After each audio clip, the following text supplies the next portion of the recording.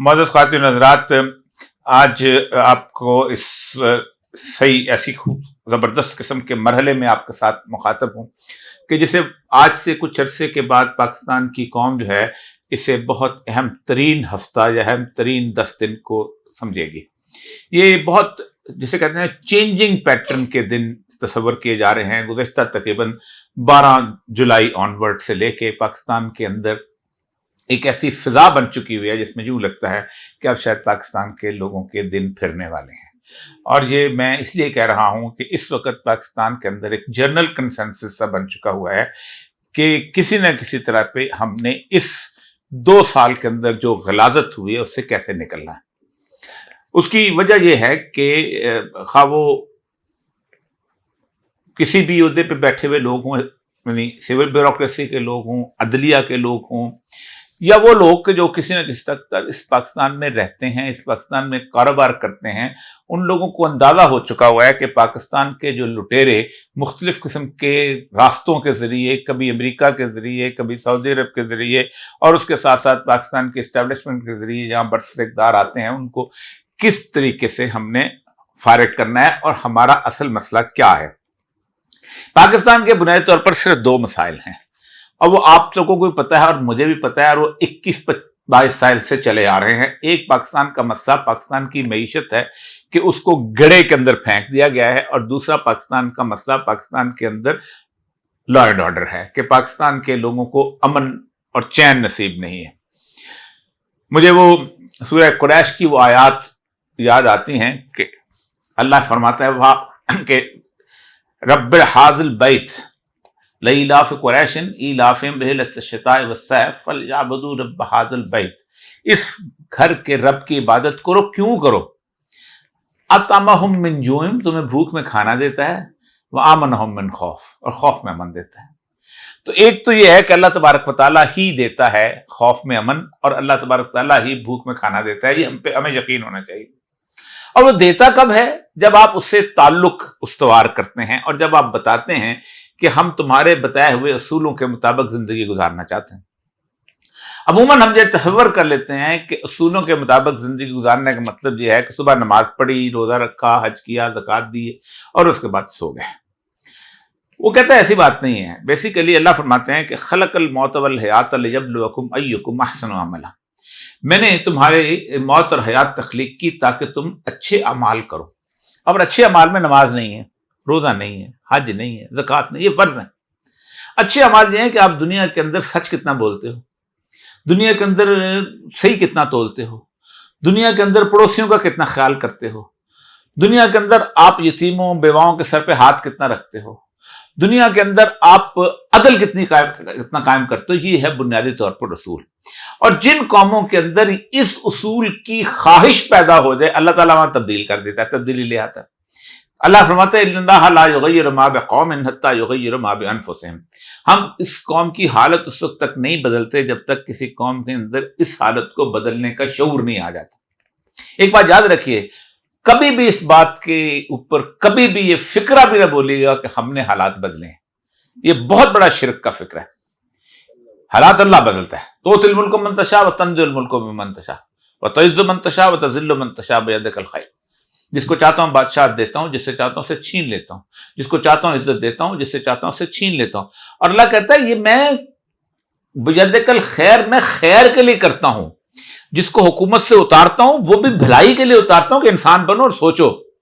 جس کو عزت جس سے چھینتا ہوں اس کو بھی میں بھلائی کر رہا ہوتا ہوں کہ بھائی تم بہت زیادہ غرور تکبر میں آگے فرعون بنتے جا رہے ہو، کچھ اپنے لیے سوچو۔ بیدک الخیر انک علی کل شیء قدیر، اللہ کا ہے۔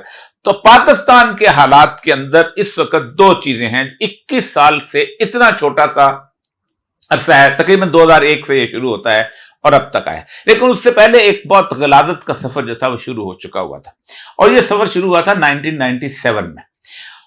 آپ سوچیں کہ وہ لوگ جو کبھی اسٹیبلشمنٹ کے خاص لوگ ہوا کرتے تھے، اور جو لوگ سمجھتے تھے کہ اسٹیبلشمنٹ جو ہے وہ بہت خوفناک قسم کی چیز ہے، اور اسٹیبلشمنٹ جو ہے وہ اپنا وہ بہت ایسی چیز ہے کہ جس کے ساتھ مل کے حکومت بنائی جاتی ہے، وہ بھی اب بولنا شروع ہو گئے، جن میں پچھلے انرجی کے انسپیکٹر جو تھے منسٹر گوہر اعجاز، انہوں نے بڑی تفصیل سے گفتگو کی، کیونکہ پاکستان میں 2 چیزیں ہیں۔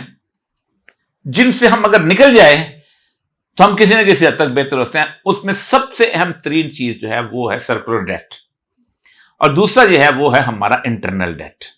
یہ دونوں ایسی چیزیں ہیں جن کو ہم نے 1983 سے جب سے یہ نواز شریف صاحب نے فائنانس منسٹری کا لیا ہے اور اس کے بعد جب سے 91 میں آئے ہیں اس وقت سے حالات خراب ہونے شروع ہوئے. 91 میں ہماری اکانومی بھارت سے اچھی تھی, سری لنکا سے اچھی تھی, ایران سے اچھی تھی, افغانستان سے اچھی تھی, بنگلہ دیش سے اچھی تھی, تمام ریجن میں we were the best in economy. اب پاکستان میں ایک سین پلویئر کرنا شروع ہو گئی ہے.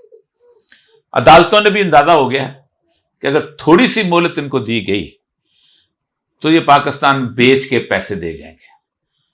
ایئرپورٹ آپ کے بک چکے ہوئے ہیں, آپ کی جو اپنا پورٹ آپ کی بک چکی ہے وہ ان کو دے دی گئی ہے, اور بھی جو چیزیں, پھر کل کو زمینیں بک جائیں گی جو ہم خاص ویسٹ کرتے ہیں, ان کو لا کر جا کر آ کے تم یہاں کیش کراپس لگاؤ جیسے افریقہ کا حال کیا تھا.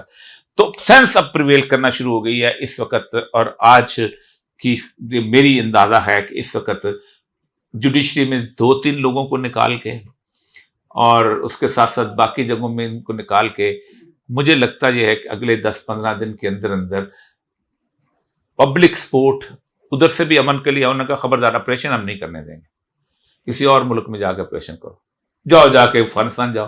اور میں نے آج سے 1 مہینہ پہلے میں نے سہیل شاہین کا انٹرویو لیا تھا جو طالبان کو, میری یوٹیوب چینل پہ پڑا ہوا ہے. اس نے کہا تھا میں نے پاکستان کو آفر کیا ہمیں ساتھ آؤ, ہمیں بتاؤ کہاں ٹی ٹی پی والے بیٹھے ہیں, مل کے ہم ایکشن کرتے ہیں, یا ہمیں بتاؤ ہم آپ کے علاقے میں بتاتے ہیں کدھر بیٹھے ہوئے ہیں تاکہ ہم مل کے ایکشن کرتے ہیں. اور یہ میرے پروگرام میں آن ریکارڈ ہے. لیکن ہم نے تو نہیں کرنا نا, ہم نے تو پیسے لینے ہیں. ہمیں تو اس وقت بڑی خواہش ہے کہ جتنی جلدی جلدی یہ آپریشن شروع ہو اور ہمیں کولیشن سپورٹ فنڈ آئے اور ہمیں ڈالرز آئیں اور ہم جا کے کریں امریکہ جائے. اس میں ٹرمپ آ کے بیٹھا ہوا ہے. میں ٹرمپ کا جو انٹرویو سن رہا تھا, ٹرمپ نے اس دن اڑا کے رکھ دیا. اس نے کہا تمہارا دماغ خراب ہے, تم جنگیں کر رہے ہو, تم یہ بتاؤ مقابلہ تم نے چین کا کرنا ہے, تم بتاؤ چین 1990 میں کہاں تھا, تم کہاں تھے, چین 1995 میں کہاں تھا, تم کہاں تھے, چین 2000 میں کہاں تھا, تم کہاں تھے, چین آج کہاں ہے, تم کہاں ہو. تم کہتے ہو, اس سے خاتون نے سوال کیا میں نینو 5, تم نینو 5 میں لگے رہو. کہتا وہ جنگ نہیں لڑتا, اپنے آپ کو بناتا ہے. کہتا تم یہاں پر, اس نے فکرہ بولا, اس نے کہا تم یہاں پر LGBT کے دفاع میں لگے ہوئے ہو. وہ اپنے بچوں کو, اس نے کہا 95% بچے کو انہوں نے چائنیز نے انگریزی پڑھا دی ہے تاکہ وہ ہماری مارکیٹوں میں. تم کتنے بندوں کو چینی پڑھائی ہے, سیکنڈ بگیسٹ پاور. تم کہتا فرینچ پڑھا رہے ہو, تو کہتا فرینچ کے بارے میں کہتا فرینچ کا کلچر خود تباہ ہوتا جا رہا ہے, وہ کلچرڈ لوگ ہیں. تو وہاں آ رہا ہے وہ اپنا ٹرمپ, تو ان کے پاس مہلت ہے 5 نومبر تک, لوکل مہلت ہے 25 اکتوبر تک. قاضی فائد عیسیٰ ادھر مہلت ہے 5 اس نے پتہ کیا کہا ہے فکرہ, اس نے کہا wise nation never enter into unending wars. جو اچھی قومیں ہوتی ہیں وہ نہ ختم ہونے والی جنگیں نہیں کرتی. اس کی ایک وجہ یہ ہے اس نے حکومت میں آیا تھا تو وہ کسی اسٹیبلشمنٹ کا بندہ نہیں تھا, نہ گورنر رہا تھا نہ سینٹر رہا تھا, وہ باہر کا آدمی تھا, سرمایہ دار آدمی تھا. اس نے کہا تم نے افغانستان میں کتنے پیسے خرچ کیے, اس نے 3000 ارب ڈالر ہیں. یہ کہاں کا خرچ کیا؟ جب انہیں بریک اپ دیکھا تو 2500 ارب ڈالر جو تھا وہ اسلحہ کمپنیوں نے کمایا تھا. اس نے کہا تمہاری کمپنیوں کے منافع کے لیے امریکی قوم کے پیسے خرچ ہو اور امریکی قوم کو ملے بھی کچھ نہ تو کس کچھ, اس لیے تم پیسے دیتے ہو اپنے لوگوں کو کہ وہ الیکشن جیتے اور ہمارے لیے جناب جنگیں کریں. خود سرمایہ دار آدمی ہے, تیسرا بڑا سرمایہ دار ہے, اس کو پیسے کی ضرورت نہیں. تو اب یہ مہلت ہے, لیکن اس مہلت سے پہلے سین پرویل کرنے لگ گیا ہے. اللہ کرے گا انشاءاللہ بہتر ہو.